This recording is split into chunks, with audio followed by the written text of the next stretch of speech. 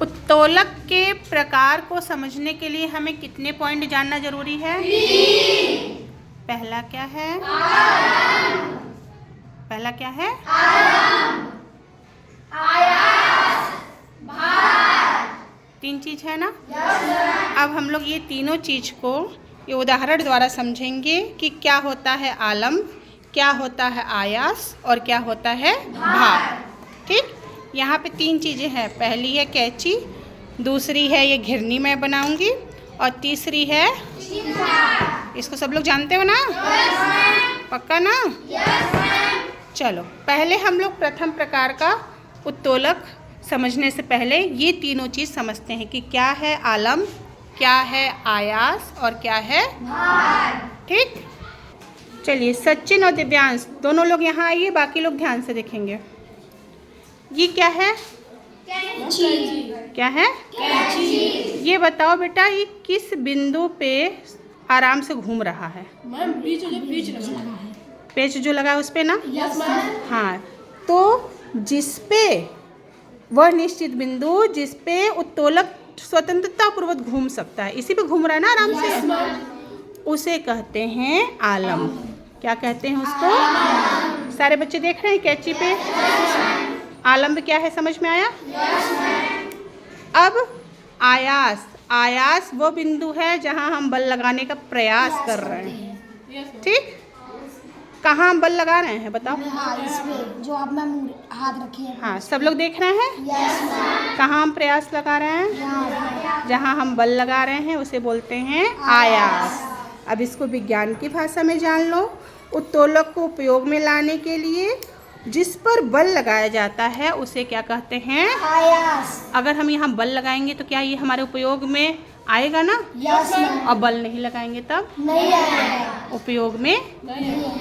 अब यहाँ पे बताओ, कपड़ा कहाँ रख के काटते हैं? बताओ, रख के बीच में। कपड़े रखो, हाथ मत रखो, उंगली कट जाएगी।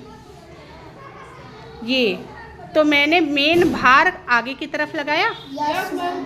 तो अब बताओ आगे क्या है? भार। क्या है आगे? भार। और बीच वाले पॉइंट को क्या कहेंगे? और किनारे वाले पॉइंट को? ठीक, अब यहाँ आयास और भार के बीच में क्या है? पेच। इस पेच को क्या कहते हैं? आलम्ब। तो इसे कहेंगे प्रथम प्रकार का उत्तोलक। क्या कहेंगे? प्रथम प्रकार का उत्तोलक। समझ में आया सबको प्रथम प्रकार का उत्तोलक? अब द्वितीय प्रकार के उत्तोलक के लिए हम लोग एक घिरनी बनाते हैं। ठीक, अब सत्यम और शिवांश आएंगे। देखो ये सत्यम ने क्या बनाया? बोझ ढोने वाला ठेला। ठीक, अब इसका देखो पेच कहाँ है? आगे, सबसे आगे है। तो ये हो गया आलम्ब। ठीक, और बल लगाने का प्रयास हम लोग कहाँ कर रहे हैं? सबसे आयास। क्या कहेंगे? आयास। और ये शिवांश भार कहाँ है इसमें? बीच में। बीच में।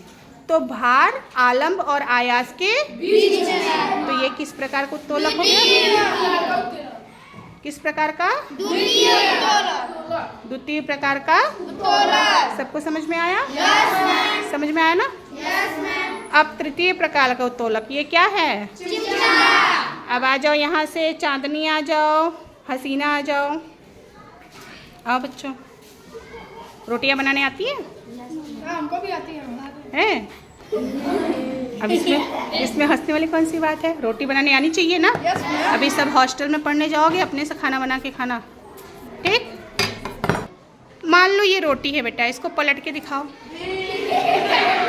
अरे फिर हंसे तुम लोग, पलटी इसने रोटी। अब हाथ ऊपर करो बच्चा। हाँ देखो, आलम्ब इसका जहाँ पे ये स्वतंत्रतापूर्वक घूम रही है वो कहाँ है? सबसे पीछे। और ये अपना हाथ से भार कहाँ लगाई? बीच में। मतलब आयास कहाँ है? बीच में। और भार कहाँ आ रहा है? तो यहाँ बीच में आयास हो गया। हो गया? तो ये किस प्रकार का उत्तोलक हो गया? तृतीय प्रकार के। सबको समझ में आया? समझ में आ गया? अब तुम लोग